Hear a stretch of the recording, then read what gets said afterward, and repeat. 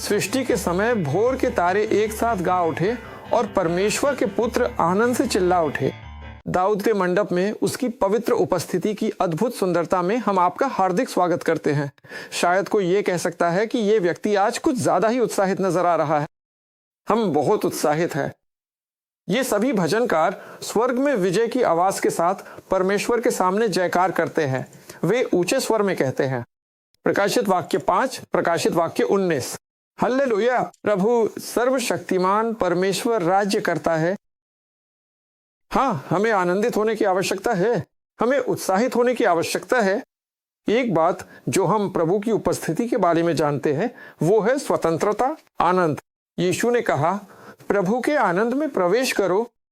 दुख की बात है, जब आदम और हव्वा ने पाप किया और उन्होंने शैतान की पूजा की तो उन्होंने यही किया था। उन्होंने परमेश्वर को अस्वीकार कर दिया। शैतान ने कहा, तुम ही परमेश्वर हो, तुम्हें परमेश्वर की आवश्यकता नहीं है, तुम स्वयं परमेश्वर हो। फिर ये शैतान की पूजा है और हमारे जीवन में और पूरी मानवता में डर और शर्म आ गई और हमें परमेश्वर की उपस्थिति की सुंदरता में वापस लौटने की आवश्यकता है। वो शक्ति में परिपूर्ण है। ब्रह्मांड को देखो, बुद्धि में परिपूर्ण। विविधता को देखिए, तितलियां, इंसान, जानवर, आकाश गंगाएं, सौर मंडल, अरबों प्रकाश वर्ष। और वो एक प्रेम करने वाले पिता है। और हम धन्य हैं कि हमारे साथ क्राइस्ट टैबरनेकल से पास्टर विक्की एंडरसन है। और वो एक पास्टर हैं, लेकिन वो ऐसी पास्टर हैं जो प्रार्थना करती हैं। पास्टर विक्की, उनकी उपस्थिति की सुंदरता में आपका स्वागत है। मुझे यहाँ बुलाने के लिए धन्यवाद पास्टर। आंकड़ों के अनुसार वे कहते हैं कि केवल जैसे पास्टर दिन में कुछ ही मिनट प्रार्थना करते हैं, बस कुछ मिनट। और हमें प्रार्थना करने की जरूरत है, सही? समय, हर समय, भले ही आप मीटिंग्स या किसी भी चीज में बस बैठे हों, आप प्रार्थना करते हैं। आप प्रार्थना कर सकते हैं और फिर लोग समझ नहीं पाते। मीटिंग्स में होने पर भी आपको जोर से प्रार्थना करने की जरूरत नहीं है। मैं मीटिंग में हो सकता हूँ, सिर्फ वहां बैठकर ये नहीं कह रहा हूँ कि ओ यीशु हमारी मदद करें, हमारी मदद करें, और मुझे अपना मुंह बंद रखने दे ताकि मैं कुछ गलत ना बोल दूं। लेकिन आप बस वहां बैठकर प्रार्थना कर सकते हैं। और अगर कहीं भी, यहाँ तक कि किराने की दुकान में घूमते हुए प्रार्थना करें, और ये होगा। आप हैरान रह जाएंगे जब आप प्रार्थना कर रहे होंगे। और अगर कोई आपको सुन ले और वे आपसे पूछे, अच्छा क्या आप मेरे लिए प्रार्थना कर सकते हैं? परमेश्वर लोगों को लाएंगे। हाँ, उन्होंने हमसे जाने के लिए कहा, जाओ। और अगर हम वही करें जो उन्होंने कहा है और बस उनके वचन को बोले और प्रार्थना करें, तो उन्होंने कहा, मैं सभी मनुष्यों को अपनी ओर खींचूंगा। आमीन।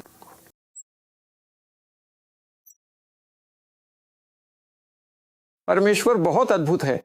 उदाहरण के लिए उन्हें बस एक निमंत्रण की आवश्यकता है। यीशु कहते हैं, मैं खटखटा रहा हूं। मनुष्य की रचना के समय से ही परमेश्वर वो मनुष्यों के साथ रहना चाहते थे। हाँ, अदन की वाटिका में हम जीवन के वृक्ष को बीच में देखते हैं। ये शासन के केंद्र में था। परमेश्वर का जीवन वाटिका के केंद्र में था।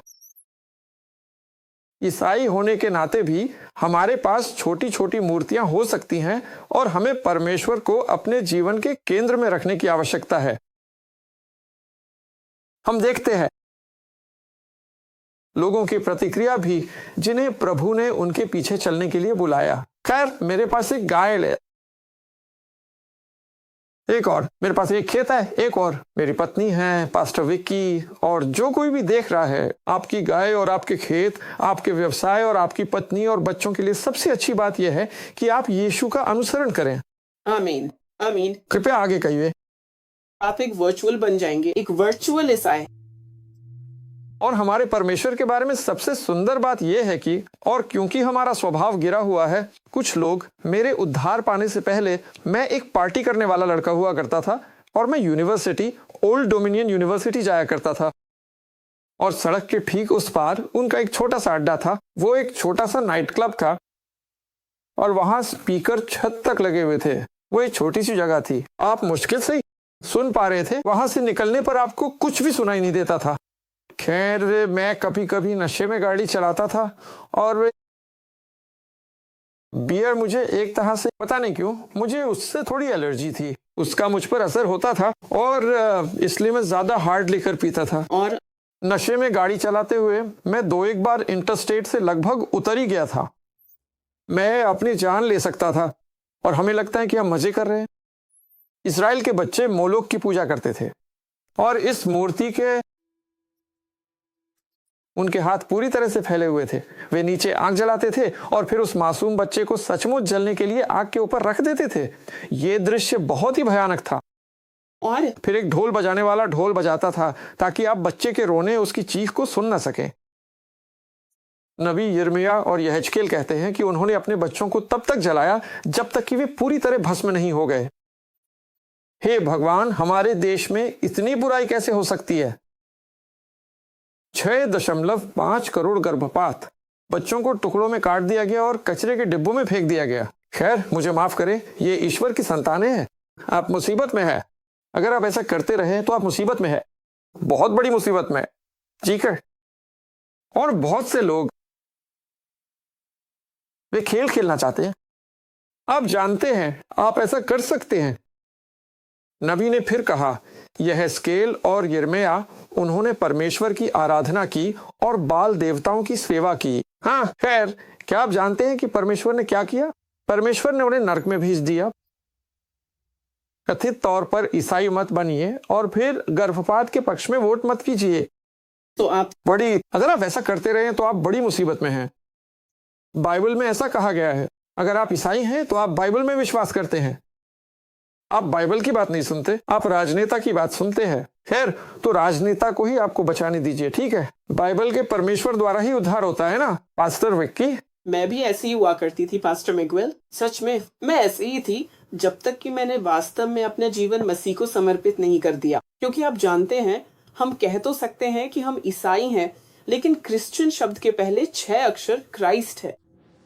और यदि आप मसीह की तरह नहीं जी रहे हैं तो आप ईसाई नहीं हैं। अगर आप मसीह की खोज नहीं कर रहे हैं तो आप ईसाई नहीं हैं।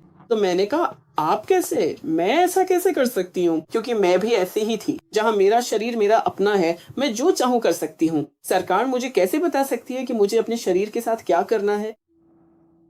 और फिर ईश्वरीय प्रकाश मिला। परमेश्वर का धन्यवाद ईश्वरीय प्रकाश के लिए और पवित्र आत्मा को प्रकट करने के लिए। परमेश्वर का धन्यवाद, ताकि वो आपको चीजें समझा सके, ताकि आपको सही रास्ते पर वापस लाया जा सके और आपको झकझोरा जा सके। कहते हैं कि सामान्य ज्ञान का उपयोग करें, बुनियादी सामान्य ज्ञान। लेकिन बाइबल हमें बताती है कि बच्चा परमेश्वर की ओर से एक उपहार है। और जैसे ही बीज और वो अंडाणु मिलते हैं और वे बहस करने की कोशिश करते हैं कि ये बच्चा कब बनता है, जब परमेश्वर ने इसे बनाया, जब वे बनते हैं, जब वे मिलते हैं, तभी वो बच्चा बन गया था। तो जब अंडाणु और शुक्राणु मिलते हैं, वो बच्चा बन जाता है। तो फिर ऐसा नहीं है कि जब तक वे 3 हफ्ते 3 महीने के नहीं हो जाते या ऐसा कुछ। और फिर कुछ राज्य ऐसे भी हैं जहां वे 9वें महीने में भी गर्भपात कर सकते हैं। और ऐसा नहीं है कि माँ या बच्चे के साथ कुछ गलत है। मैं तो कहता हूं ये हत्या है। ये पूरी तरह से प्रमाणित है। और फिर आप उन लोगों को सुनते हैं, ईसाई, जो इसका समर्थन कर रहे हैं और कह रहे हैं कि ये ठीक है। मैं तो कहूंगा कि अगर कोई ऐसा कर रहा है तो उनके विश्वास की जांच करनी चाहिए, क्योंकि बाइबल के अनुसार बाइबल पढ़ें और वे परमेश्वर की आराधना करने की कोशिश करते हैं और बाल की सेवा अधिक करते हैं। आप ऐसा नहीं कर सकते। वास्तव में हम देखते हैं कि क्यों सोने का बछुड़ावाड़ मिस्र से बाहर आए उस समूह में से जो 2 से 3 मिलियन थे, वे पुरानी पीढ़ी का अनुमान लगाते हैं। वे सभी नर्क में गए। हाँ, और क्यों स्टीफन? हम प्रेरितों के काम 7 में देखते हैं। प्रेरितों के काम अध्याय 7 में वे वॉर्नलोट और रैम्फान की पूजा कर रहे थे, इसीलिए लगातार बड़बड़ाहट होती रहती थी। हमें परमेश्वर पसंद नहीं है, परमेश्वर अच्छा नहीं है, परमेश्वर हमें यहाँ मारने के लिए लाया है। खैर, अगर मैं बोलचाल की भाषा का इस्तेमाल करूं तो परमेश्वर का धैर्य जवाब दे गया। जब उन्होंने कहा कि परमेश्वर हमें और हमारे बच्चों को मारने के लिए यहाँ लाया है, तो वहां परमेश्वर ने सब खत्म कर दिया। सब खत्म हो गया। तुम नर्क में जाए हो। वे सभी चले गए। केवल 20 वर्ष और उससे कम उम्र के लोग बचे। और कालेब और यहोशू प्रतिज्ञा की हुई भूमि में गए। परमेश्वर के साथ खेल नहीं खेला जा सकता। और आपने उदाहरण के लिए अजन्मों का उल्लेख किया और ये लिखा है कि परमेश्वर ने हमें उससे पहले ही चुन लिया था, जगत की नींव रखे जाने से पहले। हाँ, क्षमा करे, क्या आपने भविष्यद्वक्ता यिर्मयाह को मारने के लिए वोट दिया होता? क्यों? परमेश्वर उन्हें जानते थे। सुनिए, क्या आपने भविष्यवक्ता यिर्मयाह को मारने के लिए वोट दिया होता? खैर, आप परमेश्वर के सामने बड़ी मुसीबत में पड़ जाते। बाइबल तो यहाँ तक बताती है कि वो हमें तब भी जानते थे जब हम अपनी माँ के गर्भ में न थे। तो उस शुक्राणु और अंडे के मिलने से पहले भी वो हमें पहले से जानते थे। हाँ, परमेश्वर की एक योजना थी। हाँ, आप लोगों को मार सकते हैं और परमेश्वर की उनके लिए एक योजना है। और सोचते कि ये ठीक है। और मैंने कहा इसीलिए मैं इसमें शामिल नहीं हो सकता। खासकर राजनीति में लोग हमेशा पूछते हैं आप किसे वोट दे रहे हैं? यीशु को। आमीन। मैंने कहा मैं किसी ऐसे व्यक्ति को वोट कैसे दे सकता हूँ जो पूरी तरह से परमेश्वर के वचन के खिलाफ है? मैंने कहा मुझे वहां यीशु का नाम लिखना होगा। मैं किसी ऐसे व्यक्ति को वोट नहीं दूंगा जो परमेश्वर के वचनों के खिलाफ जाता है। मैंने कहा यह बिल्कुल वैसा ही है जैसे लोगों ने एक राजा की मांग की थी और परमेश्वर बार बार कह रहे थे तुम नहीं जानते कि तुम क्या मांग रहे हो। वो तुम्हारे बच्चों को ले लेगा, वो तुम्हारी बेटियों को ले लेगा, वो तुम्हारा पैसा ले लेगा। उन्हें बता रहे थे कि राजा क्या करने वाला है और फिर भी वे उससे मांगते रहे। वे अभी भी कह रहे थे दो हमें हमारा राजा दो। उन्होंने कहा ठीक है, मैं तुम्हें तुम्हारा राजा दे रहा हूं। और देखो क्या हुआ। और अब तुम कह रहे हो कि तुम्हें ये चाहिए, देखो क्या हुआ। जब तुम्हें मिल जाता है हर कोई कहेगा अरे हमें एक अश्वेत राष्ट्रपति चाहिए। तो मिल गया। उसने क्या किया? उसने गर्भपात को सही ठहराया ये कहते हुए कि ये ठीक है। वो कहते हैं कि समलैंगिक विवाह ठीक है, ये सब। और फिर ईसाई उनका अनुसरण कर रहे हैं। ये है। मैंने कहा तो तुम परमेश्वर की आराधना नहीं कर रहे हो, तुम इंसान की आराधना कर रहे हो। राजा शाऊल उसने अपने लिए एक स्मारक बनाया। दूसरे शब्दों में कहे तो अंत में उसने आत्महत्या कर ली। और फिर वे परमेश्वर की नहीं सुनेंगे। देखो, परमेश्वर का राज्य, परमेश्वर ही राजा है। परमेश्वर अपने लोगों पर राजा बनना चाहता था, उन्होंने उसे अस्वीकार कर दिया और परमेश्वर ने फिर भी उनके पास जो था उसी के साथ काम किया। बेशक परमेश्वर दुनिया की नींव रखे जाने से पहले ही सब कुछ जानता है, लेकिन परमेश्वर जहां तक वो कर सकता था अपनी महान दया में वो उनके साथ काम करता था। और परमेश्वर सभी लोगों, सभी जनजातियों, राष्ट्रों, लोगों और भाषाओं से प्रेम करता है। हाँ, लेकिन और इसलिए 70 के दशक में उन्होंने वास्तव में स्कूलों से प्रार्थना को हटा दिया। फिर 70 के दशक में गर्भपात, मोलोक, फिर अश्तोरेत, विकृति। तो बस यही था। अब सब कुछ बिल्कुल सही तरीके से काम कर रहा है और खैर सब ठीक है। मेरे आध्यात्मिक पिता ने उन्होंने एक बार एक बयान दिया। उन्होंने कहा अगर कोई उम्मीदवार गर्भपात का समर्थक है तो मुझे बस इतना ही जानने की जरूरत है, वो शैतान की पूजा है। धन्यवाद, मुझसे नहीं होगा, मैं नहीं करता। मुझे बस इतना ही जानने की जरूरत है। उस पर श्राप है। परमेश्वर ने बाइबल में उसे श्राप दिया है। परमेश्वर ने उन्हें नरक में भेज दिया। यह कोई छोटी बात नहीं है।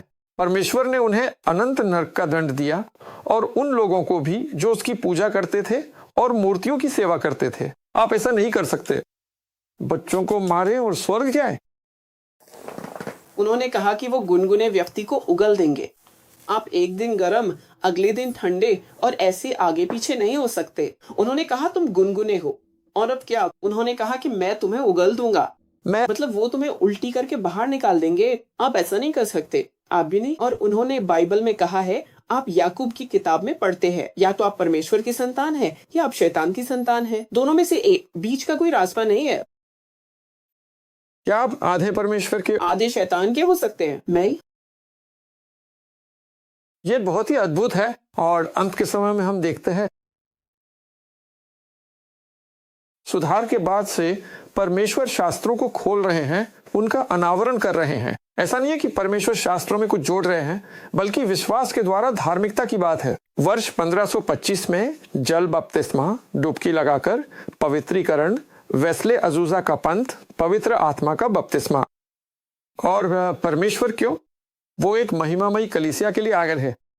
कुछ पादरी उपदेश दे रहे हैं, अरे कलीसिया धर्म त्याग की ओर जा रही है। नहीं, हाँ, धर्म त्याग तो है, मैं धर्म त्याग की ओर नहीं जा रहा हूँ। ठीक है, वो एक महिमामयी कलीसिया के लिए आ रहे हैं। आमीन। लेकिन आपको एक महिमामयी कलीसिया बनना होगा। आप वो सब और चालाकी भरी चीजें कर सकते हैं, लेकिन आप एक महिमामयी कलीसिया नहीं है। आमीन। इसलिए यीशु ने प्रार्थना की कि हम एक हो जाएं। पास्टर विक्की, अगर हम प्रभु का ध्यान रखें, और हमने अपने राष्ट्र में एक बड़ा बदलाव देखा है। उन्होंने कहा कि बच्चों को काटने से पहले जैसे कोई अलग ही आत्मा थी। मेरा मतलब है, ये क्या है? भले ही आप ईसाई ना हो, फिर भी ये सब समझ से परे है। बिल्कुल। और बच्चों को काटना, आप जो चाहे कर सकते हैं, बस लोगों को चोट ना पहुंचाएं, खासकर अजन्मों को मारना, बच्चों को काटना। और आप वो सब कर सकते हैं जो परमेश्वर ने कहा, मैंने तुम्हारे सामने जीवन और मृत्यु रखी है, ये आपकी पसंद है। बस बाकी सबको इसके साथ चलने के लिए मजबूर ना करें, उस पाप के साथ। लेकिन अच्छी खबर यह है कि कुछ राष्ट्र भेड़ राष्ट्र बनेंगे, और हमें प्रार्थना करने की जरूरत है पास्टर विक्की कि हम ऐसा कर रहे हैं। हम हाउस ऑफ प्रेयर के साथ रहे हैं, हम डॉक्टर क्रिस और अन्य लोगों के साथ क्षेत्रीय स्तर पर काम कर रहे हैं। अब हम हाल ही में आपसे और पास्टर जॉय और उनके दिवंगत पति माइकल से मिले हैं। हम उनसे 2004 में मिले थे और वो प्रार्थना करने वाले व्यक्ति थे, और परमेश्वर उन्हें युगांडा से हमारे राष्ट्र में मध्यस्थों के रूप में लेकर आए, और हम बहुत धन्य थे प्रार्थना के प्रति उनका समर्पण देखकर। और हमने कुछ समय पहले पास्टर जॉय का साक्षात्कार लिया था, और उन्होंने एक बहुत ही शानदार संदेश दिया। हाँ, हम चाहते हैं कि हर कोई प्रार्थना करे, लेकिन जैसा कि उन्होंने साझा किया, परमेश्वर ने किसी एक व्यक्ति को खोजा जो अंतराल को भरने के लिए खड़ा हो सके, भले ही वो केवल एक ही क्यों ना हो। यदि वे परमेश्वर के भविष्य सूचक उद्देश्य के अनुरूप चलते हैं, तो परमेश्वर उनकी प्रार्थना सुनेंगे और भूमि को चंगा करेंगे। हम इब्राहिम को सोदोम और अमोरा के लिए मध्यस्थता करते हुए देखते हैं। हाँ, ठीक है। हाँ इब्राहिम, ठीक है। और क्या? इब्राहिम ने एक निवेदन किया और विश्व दिखाती है, और परमेश्वर जहां तक हो सका वहां तक गए।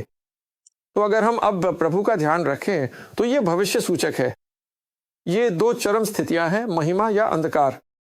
ओ यीशु, तो आप चर्च के बारे में बात कर रहे थे ना, और मसीह की केंद्रीयता के बिना अधिकांश जगहों पर, यहाँ तक कि उन स्थानों में भी जो आत्मा से भरे हुए हैं, ये वास्तव में एक चमत्कार ही है कि वहां कुछ हो रहा है। यदि आप कोई चमत्कार देखते हैं, प्रेरितों के काम बुक ऑफ एक्ट्स में मैंने गौर किया कि उन्होंने बीमारों को चंगा करने के लिए परमेश्वर से प्रार्थना नहीं की। उन्होंने यीशु के नाम में आज्ञा दी, उठो और चलो। और हाँ, यीशु मसीह आपको चंगा करते हैं। तबीता, उठो। बेशक जाहिर है कि वे प्रार्थना में बने रहते थे, जैसा कि आपने कहा, हमेशा। लेकिन उन्होंने बीमारों को चंगा होने की आज्ञा की। और ये अंत समय की कलीसिया है, और कोई भी पथभ्रष्ट कलीसिया सुसमाचार को सभी राष्ट्रों तक नहीं ले जाने वाली है। हम मजबूत होने, पुनरुद्धार के लिए प्रार्थना करने, और क्षेत्रीय स्तर पर, शहर के स्तर पर आत्मा की एकता की तलाश करने की आवश्यकता है। शहर में कलीसिया, प्रांत या राज्य में कलीसिया। आप में से जो लोग हमें अंतर्राष्ट्रीय स्तर पर देख रहे हैं, अपने शहर, अपने राज्य, अपने राष्ट्र की भलाई की तलाश करें। पता लगाएं कि भविष्य वक्ताओं ने आपके क्षेत्र के बारे में क्या कहा है। प्रेरितों के काम 17:26। क्यों? राष्ट्र क्यों? शहर क्यों? ये कहता है कि वे प्रभु को खोजें। एक शहर का, हमारे शहर वर्जीनिया बीच का कारण प्रभु को खोजना है। ये पहला कारण है, बाकी सब तो बस विवरण है। हम प्रार्थना करने जा रहे हैं। हंस कर बेदी। पिता परमेश्वर, हम आपको धन्यवाद देने आए हैं। हम परमेश्वर की उपस्थिति महसूस कर रहे हैं। यीशु, आपकी दया के लिए धन्यवाद, आपकी अनुग्रह के लिए धन्यवाद, हमें भरने के लिए धन्यवाद प्रभु। आपकी उस शक्ति के लिए धन्यवाद जो हम में वास करती है प्रभु, ताकि हम आगे बढ़ें और उन बातों को बोलें जो आपकी नहीं है। उन्हें चुनौती देने के लिए प्रभु, और बस आपका वचन बोलने के लिए प्रभु, उस शक्ति और अधिकार के साथ जो आपने हमें दिया है, और बिना किसी डर के, बल्कि उस साहस के साथ जो हमारे पास है। मेरे परमेश्वर यीशु के नाम में।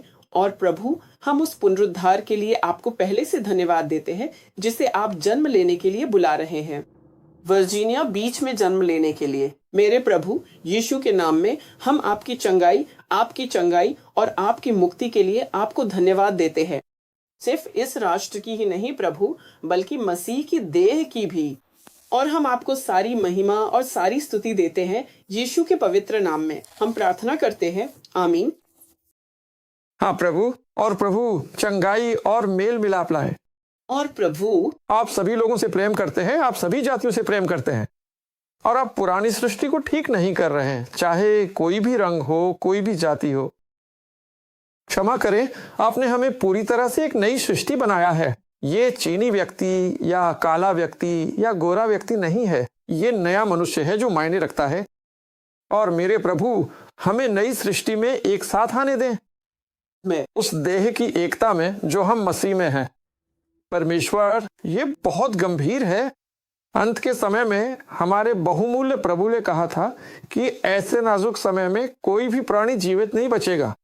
और आपके विश्वास को मांगना ताकि आप हमारे राष्ट्रों की रक्षा करें कि वे भेड़ों के समान राष्ट्र बने और दुष्टता के साथ न्याय न किया जाए। संसार के परमेश्वर, आप एक प्रेम करने वाले पिता हैं और यीशु के हाथों और पैरों में कीलें थीं। और मेरे परमेश्वर, हमें अपना प्रेम दिखाने के लिए आप और क्या कर सकते हैं? और आप हमें एक दूसरे से प्रेम करने और फिर आपके प्रेम को पूरी दुनिया में ले जाने के लिए भी बुलाते हैं। और यही वो है जो इस महिमापूर्ण कलीसिया में हमें मजबूत होने की आवश्यकता है, हमें पवित्र होने की आवश्यकता है। और हम पवित्र हैं, पवित्र आपकी उपस्थिति से पवित्र बने मेरे परमेश्वर। मेरे प्रभु, हम आपकी स्तुति करते हैं। केवल वही स्थान पवित्र है जहां आप हैं। हम केवल तभी पवित्र हो सकते हैं जब आप हमारे भीतर जीवित हों। हमें अपनी आत्मा से और अधिक भरिए मेरे परमेश्वर, हमें और अधिक भरिए प्रभु यीशु के नाम में। और हम वो महिमापूर्ण कलीसिया बने जो परिपूर्ण हो। एक बात जो पौलुस महिमापूर्ण कलीसियाओं के बारे में बताता है, ओ पति और पत्नी, मैं मसीह और कलीसिया की बात कर रहा हूं। ये एकता है मेरे परमेश्वर और पवित्र आत्मा का संचार है। आत्मा से भरे रहो, संसार से दूर हो जाओ, दाख मधु के नशे में मत पो। प्रभु, आत्मा के नए दाख मधु से हमें भर दीजिए। अंत के समय में प्रभु का आनंद ही हमारा बल होगा। और वे सभी आशीषें जिसकी कीमत यीशु ने हमारे लिए चुकाई है, हमारे परिवारों का उद्धार, हमारे शरीरों की चंगाई, हर क्षेत्र में प्रावधान, यहोवा येरे हमारे प्रदाता, यहोवा निस्सी हमारी विजय का झंडा। प्रभु, आप हमें पक्ष लेने के लिए नहीं बुलाते, आप हमें परमेश्वर के राज्य का अधिकार लेने के लिए बुलाते हैं, ये घोषित करने के लिए कि परमेश्वर का राज्य यहाँ है और आप ब्रह्मांड के पूर्ण नियंत्रण में हैं और कलीसिया आपका शरीर है। हमारे विरुद्ध उठाया गया कोई भी हथियार सफल नहीं होगा। हाँ मेरे प्रभु, यीशु के नाम में। और हम घोषणा करते हैं कि हम आपके लोगों के बीच यीशु मसीह के प्रकाशन को जारी करते हैं, अपना स्थान लेने के लिए जहां आपने उन्हें मसीह की देह में बुलाया है, अपने वरदान का उपयोग करने के लिए, देह को उन्नत करने के लिए। मेरे परमेश्वर, आपके मुख को खोजने के लिए प्रभु मध्यस्थता और प्रार्थना की उस आत्मा को मुक्त करें जो अय्यूब की पुस्तक में है। परमेश्वर, अंतिम दिनों में आप अपनी आत्मा को बेटे बेटियों पर उंडेलेंगे। युवा लोग वे नशीले पदार्थों में नहीं पड़ेंगे, बल्कि वे भविष्यवाणी करेंगे। हालेलुया। जवान दर्शन देखेंगे, बुजुर्ग भी देखेंगे और प्रार्थना की आत्मा को उंडेलेंगे। और जकरिया, आप यहूदी लोगों पर उंडेलेंगे प्रभु, जिन्हें प्रभु की आवश्यकता है और प्रार्थना की आत्मा की। बाइबल विनती के बारे में कहती है और हम विशेष रूप से अपने क्षेत्र में कहते हैं, प्रभु हम कहते हैं, आओ पवित्र आत्मा, आओ पवित्र आत्मा, यीशु के नाम में आओ। आओ हे प्रभु, हम सब मिलकर एकता में कार्य करें। हे प्रभु, हमें अपनी आत्मा के द्वारा एक साथ लाओ। प्रभु, हमें प्रार्थना में एक साथ लाओ, हमें एक साथ लाओ प्रभु, मसीह की दुल्हन के रूप में प्रवेश करने के लिए। कोई दाग नहीं, कोई झुर्रियां नहीं। प्रभु, हमें सफेद मलमल के वस्त्र पहनाओ जो है पवित्र लोगों के धार्मिक कार्य हैं। धन्यवाद, धन्यवाद, धन्यवाद मेरे परमेश्वर। और ये विवाह का समय है, ये प्रतिक्रिया देने का समय है, लेकिन ये आनंद का समय भी है। ये आनंदित होने और खुश होने का समय है। बाइबल कहती है कि मेमने के विवाह का भोज आ गया है। हालेलुया। प्रभु यीशु, आपके शीघ्र आगमन के लिए धन्यवाद। प्रभु, हम आपका कार्य करते रहें। प्रभु, आपने हमें जो प्रतिभाएं दी हैं उनकी देखभाल करें और उन्हें बढ़ाएं, ताकि जब आप आएं तो हमें ये सुनने को मिले कि शाबाश, हे अच्छे और विश्वास योग्य दास, अपने प्रभु के आनंद में प्रवेश कर। हालेलुया। ओह, मैं उसे महसूस कर रहा हूँ। प्रेरित विक्की, मुझे ऐसा लग रहा है। ओह, परमेश्वर की उपस्थिति। आगे बढ़े, हमारे पास 1 मिनट है, कृपया आगे बढ़े। ओह, हम आपको देते हैं। हाँ प्रभु। ओह, हाँ प्रभु, आप सर्वशक्तिमान परमेश्वर हैं। हाँ प्रभु। आपकी उपस्थिति जैसा कोई नहीं। प्रभु, आपकी उपस्थिति जैसा कोई नहीं। जैसे ही आपकी उपस्थिति इस कमरे को भरती है प्रभु, हम कहते हैं कि आप अपनी मर्जी चलाएं। केवल हम में ही नहीं प्रभु, बल्कि इसमें भी, इस राष्ट्र में, देह में। हाँ, आपकी देह, मसीह की देह मेरे परमेश्वर, यीशु के नाम में प्रभु हमें वास्तव में विश्वास की एकता में एक साथ आने दे।